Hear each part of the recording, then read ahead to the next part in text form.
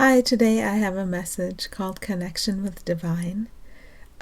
Personally, in my experience, I'm pretty deep in watching very, very self-protective thoughts and watching places where it seems really important to hold on to the boundary between me and what is perceived as other. So I'm watching, I'm looking, I'm reorienting, and it feels very, very intense. So I'm okay, but I can see, whoa, it seems the depth of attachment to this is so deep. But I know it's not my separate character that alleviates this. It's not that. So I think knowing that I'm in good shape, but I can allow it to surface, I can allow myself to look at it.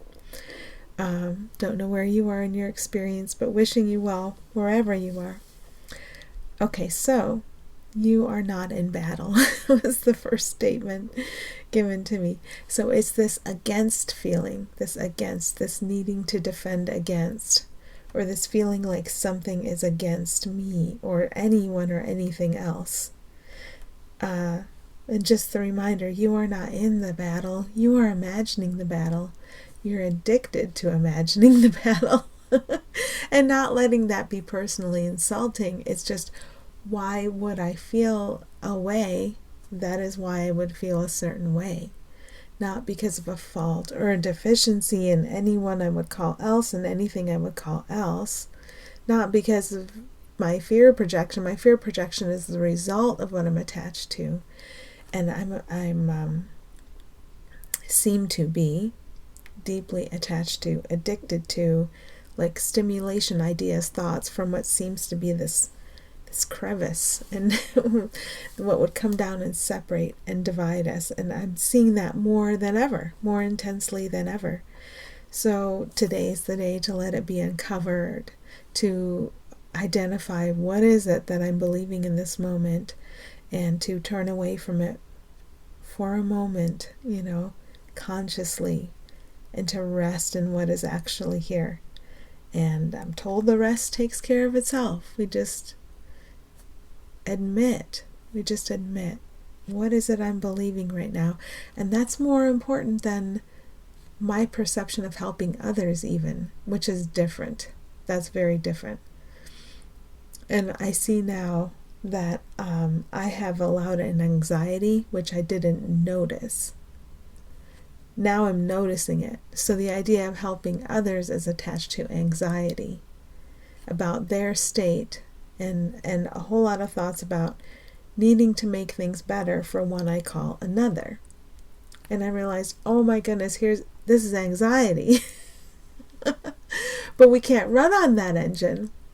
So when we're not running on anxiety's engine anymore, and not trying to make things better for someone else, at least in some of the same ways, probably not all of it's gone because it never is. But whatever surface now, we come out of that dream, and then it seems like, well, now I'm just left here with my defensiveness of my separate self. And the idea of helping anyone else, I don't even understand it. But something about that is relief, because I know I don't know what I'm doing. I know I don't have the faintest or the foggiest. And I know I've said this before, and it feels like that with every single layer, right? It honestly feels that way with every single layer. Like, I know I don't know, and it's such a relief not to know. The responsibility is not on me, and when I say me, I mean not me. I mean this false character. I don't have to generate or invent something separate that I call helpful enough, and then that entity goes forth and helps what it is calling others. Like, oh my gosh, all of that's falling apart. And apologies to those of you in my orbit as I learn how to navigate that, because I know it's something I have to go through, I have to walk through. But if you're in my life, it might feel awkward at times as I learn to disconnect from the dysfunction I've been attached to, deeply attached to, right? And to allow what has always been here for all of us. And that means I can't be attached to ideals. Like, as soon as I allow healing, then everything will be hunky-dory amongst all of us. Because, no, I think it's more like our deep attachment to dysfunction is being uncovered. Probably more like that than, and we're all living happily ever after. No, probably more like our deep attachment to dysfunctions being uncovered. And it's okay, we can be carried through it. I feel like I see this in my life in many instances. We can be carried through it relatively gently, as we learn to pay attention to what's important. And what seems important right now is to not ignore. Don't ignore where I'm attached to the dysfunction of believing I'm separate. Address it as much as I can. And it's funny because as I seem to go down through the layers, I'll feel like, oh, there's all this stuff I've completely ignored before, but now I'm addressing it. And then I do, and then I realize, oh my gosh, there's all this stuff I completely ignored before. So whatever, however many layers there are, or if it all seems to go together, it doesn't matter. What seems to matter is my willingness to stop and lend my focused attention to essentially being freed. It's worth it during the day, no matter what else seems to be going on, no matter how that looks, and no matter how people who seem to be outside of me seem to be reacting, just to lend my focused attention to being freed. And then to be so kind and patient and gentle with myself. And just say, and from this place now where you're resting in what actually is, you can give whatever it is you feel able to give. But you need not attempt to force yourself to give more than that. And it's okay if it looks like somebody outside of you seems to run up against a brick wall and seems to not get what they want out of you. That's a good opportunity, because I feel really bothered when it seems like someone outside of me is running up against a brick wall and is not getting what they seem to want out of me. And the past patterning would be, well, just give them what they want. But now I feel the anxiety of it. Give them what they want or else. And I realize, oh my gosh, I can't keep doing this. I can't keep doing this. And this is not analyzing the separate self, I hope. It is more like understanding you truly can relax into what is here for everyone, and then you will see everyone as they have always been. You won't see your fear projected onto them anymore, because that's what I have been seeing. So this isn't about analyzing the false self. It's about the willingness to be here now and to know everyone's taken care of, and to not come from a sense of alarm when it seems someone else's request to fulfill a need has come up. More, I've been encouraged to sit in your sense of alarm. Sit in it and see what you believe. If I don't do this for them, they will suffer. Well, why do they seem to keep suffering? Are you attached to a repetition of watching suffering? Not blaming a false self or analyzing a false self, but what are we about here that we keep projecting fear on everyone and everything, and we keep watching it and reacting to it? What are we about? It's more like that. Okay, so if I don't do this, then that. Well, what if I just sit here instead and I don't respond to that alarm? It's scary. It's fear. What if I don't go from that basis? Maybe I can find myself doing what we call giving from a basis that has no fear. Maybe there's a foundation that has no fear that is also giving. And I feel determined to find that and to rest in it, because I feel the most beautiful thing I could do for anybody is to give from a genuine, rooted, actual foundation in the pure, innocent, loving, and loved self all of us share. That feels so important. So that seems to be the major project right now going on for me in my experience. For you and yours, it could be something totally different, but it's the same one project.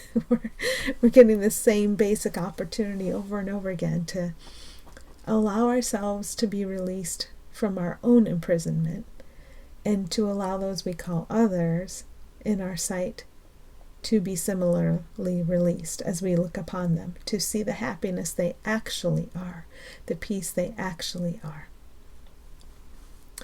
Okay, so think of a guidance that you are happy and grateful to receive. Well, that's not hard, because we've all had those moments where things seem effortless and easy, even if they seem few and far between. We've had those. So that's not hard. And that is the place from which giving comes. And it's okay to take the time to get to that place, even if it seems like, if I don't drive myself from fear, from obligation, from guilt, from trying to make something right for someone I call else, everything will fall apart. Maybe not. maybe not. Let's F around and find out.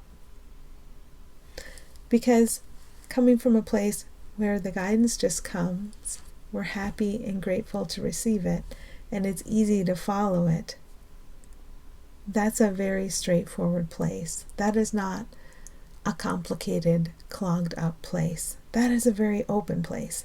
And wouldn't we want to be able to gift that place to everyone we think about, to everyone we look upon, to everyone we call other, and therefore to ourselves? Of course we would. Then we actually have to learn how to rest in that place and operate from that place, and not from guilt and urgency. And the ego voice in me is pretty loud, so I'm going to expose it. If you had known this decades ago, think of how... No, don't. No, don't. You're here right now, and you're seeing it right now. And you can apply it right now. And you can use these ideas right now. And where is everybody? Right now, in the now. That's the way for me to look at it. The guidance is very strong there. Don't look back. I just saw Hadestown, the musical, and the idea of stopping to look back is a key idea in that. So that's with me in a very, very real way. Okay. Where am I? Anytime you believe that you do not like what someone who seems to be else says, you have a screw loose in a very good way. I appreciate the way this came to me, because if you think of someone saying something and you're getting reactive, you feel a tightness within you, you feel a fight within you, you feel the battle, right? There's something against what they said. Maybe you're convinced they're wrong, or they need to be shown something, something in you is convinced of something, and there's an inner tightness around it. Well, I'm crazy, because any feeling of tension or stress is my own insanity. I can own that. So I have a screw loose. That's good. When there's a screw loose, the whole structure can be dismantled. And that's what we're about today. So noticing that you have a screw loose is so good. Because if any stress or tension means I'm insane and I have a screw loose, I'm noticing, and I can allow spirit to come in and dismantle the machinery in my mind that I never needed. If all that I need in my mind is the love that is already there, the love that's alive in all minds, across time and space, if that's what I have forever and I can't lose it, and that's what everybody has forever, and they can't lose it, and that's the only resource we need, but I myself have superimposed in my very own mind, and then I see it in other minds, this fear machinery that seems to be maybe metal parts put together with screws, then when I notice I have a screw loose, of course I would allow Spirit to come in and remove that screw, and remove whatever parts can be removed in the removing of that screw. Maybe I need one more time of noticing another screw is loose, and then they can remove the other screw, and they can actually remove a piece of the metal machinery. Obviously, this is only a symbol, but it's about letting go. I don't need the metal machinery. I'm showing these like metal pieces put together with screws. I don't need it. And that inner resistance, instead of trying to fight back against someone I call else or help them, oh my gosh. Because we have this idea of being helpful. And if we fight back against somebody we call else, try to put them in their place, it's the exact same thing as coming from my ego and trying to help somebody I call else.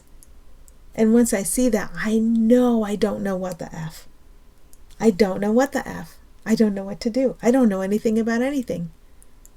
Everything I was running on, trying to be helpful in my own way, and I have experienced many layers of this, thinking I've fallen out of a false helpfulness, still seeing myself kind of encapsulated within it. And I know it's okay, because each time it feels like a deeper and happier discovery. Oh, I could just really let this go. My own helpfulness as a separate self is worthless. Thank God. You know, when you get to the point where you can get down on your knees and say, I no longer have to struggle to enact my own helpfulness out of guilt and anxiety.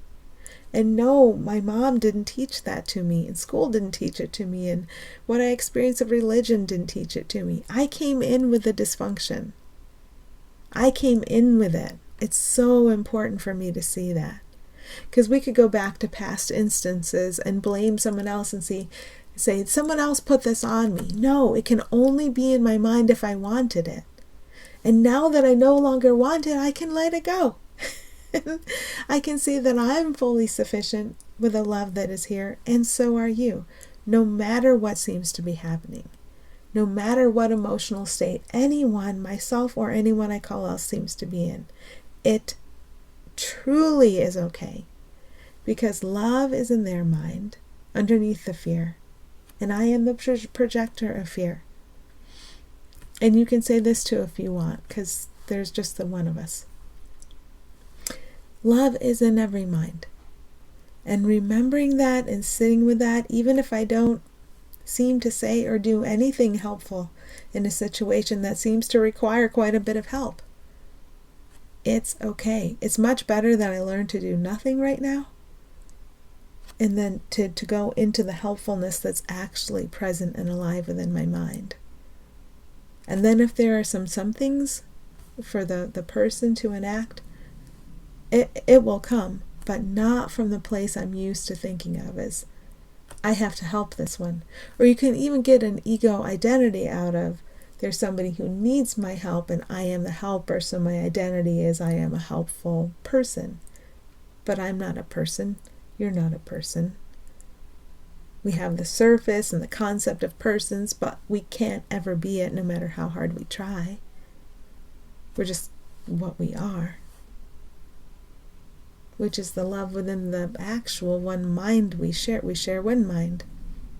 That's it. It's really simple. But I still find many reasons, because my attachment to what seem to be many different ego thoughts, which is only the one thought that we're separate, I have many reasons to continue to ignore the obvious. And so that's what a day is for, to learn to remember to stop and recognize the obvious and allow the obvious to work past the limits that you thought you would never allow. And now here it goes. zoom past the limits you thought you would always hold in place. And now you can see, I don't need them. I don't want them. They don't help anybody else. They don't help me. They never helped anyone. And that's okay. So in all contexts, you can listen to hear what you truly are speak to you. In all contexts. So I'm not there. I'm still running into my fear. My fear projection speaks to me through my experiences with anyone or anything. I'm still experiencing that quite a bit. But just to remember, what I truly am is everywhere and everything. And it can speak to me. That's how I teach it, my willingness. It's not like I get out there on a platform and teach a bunch of people and then they suddenly get good enough to, I don't even know how to explain that. No, it's my willingness to stop projecting fear on you and allow you to come forth as what you always have been. My willingness. And it's not that I've hurt you, because you can't be hurt. You're me, and I can't be hurt, but I can imagine I've been hurt. So I haven't hurt anyone or anything with my fear of projection. I've just distorted what is here. And you're here, and you're what is real. And you can speak to me of what is real all the time. The only reason you wouldn't is that I wouldn't allow it. Isn't that crazy? So that's more machinery in the mind today. Moments of noticing we have a screw loose when we're reactive to a world where things or people or events seem to speak of us of unrest. That's the unrest I preferred. That's what I wanted. I couldn't experience anything I didn't want to experience. So when anyone or anything seems to speak to me of unrest, if I remember that behind that is the love you are, and I can allow it to speak to me, I have that ability. Even if I'm not allowing it to be demonstrated to me yet, I have that ability. And as I have the ability, everyone does. There's no one who doesn't have 100% of the abilities that I have, whether they're demonstrated or not, whether I'm demonstrating them or not. There's no one who doesn't. So that opens up everything. In this moment, I can see how amazing that is, and I feel so relieved. Then, if I walk out the door and go into the grocery store, the fearful thought is, how much of that am I going to forget? And will I go into my same old looping patterning? And, I don't know. It's better that I set that thought down and I remember. I remember what you are and that I don't need to project any fear on you ever. Even though it's still my habit to do so quite a bit. I don't need to. And just seeing that is a relief. Okay. If you listen to hear what you truly are speak to you through everyone and everything, I love it. You don't get recognition as having special connection with the divine. Who would want to have special connection with the divine? And we can see how our egos might want that, Oh, this one's special. They have something nice, and now I'll look at that one as nice instead of awful. And so we'd want something that would maybe make people look at us as pleasant instead of unpleasant. And maybe if we have something nice, like a special connection with the divine. Here's the thing, though. If I were to present myself as having that, then wouldn't I attract those who would try to siphon that from me, And that wouldn't be fun at all. So that's not a good idea. And wouldn't I be projecting that role upon them from fear? That wouldn't be a good idea. Okay, so let me go back. If you listen to hear what you truly are speak to you through everyone or everything, You don't get special, you don't get recognition as having special connection with the divine. If I'm allowing everyone and everything to speak to me in whatever way they do of the love that they are, then of course they're connected to the divine. I acknowledge their connection to the divine, and I allow all of them, and it's every them, every blade of grass, so not just persons, I allow them to communicate that divine connection to me, to prove that it's here. And in my moment-to-moment experience, I'm not there, but I can listen to this lesson and feel happy about it and benefit from it, and have moments of when I'm out walking among the flowers. That's of course what it feels like. I walk into my tangle of a backyard, and why don't I spend all day there? No, I'd rather spend more attention on my fear projection, I guess. I don't know, but that's okay. However anything seems to be, it's okay, and it can be addressed. So a small problem and a big problem are the same exact problem, and everything can be addressed. We can go in, we can see where we have a screw loose, we can allow the screw to be removed, we can allow any parts that have been detached to be removed, because we never needed it. We never needed an ability to project fear and then experience that fearful projection. We never needed that. But we do have, and we can't lose the ability to recognize how everything can communicate to us and everyone what they truly are. And we can allow it.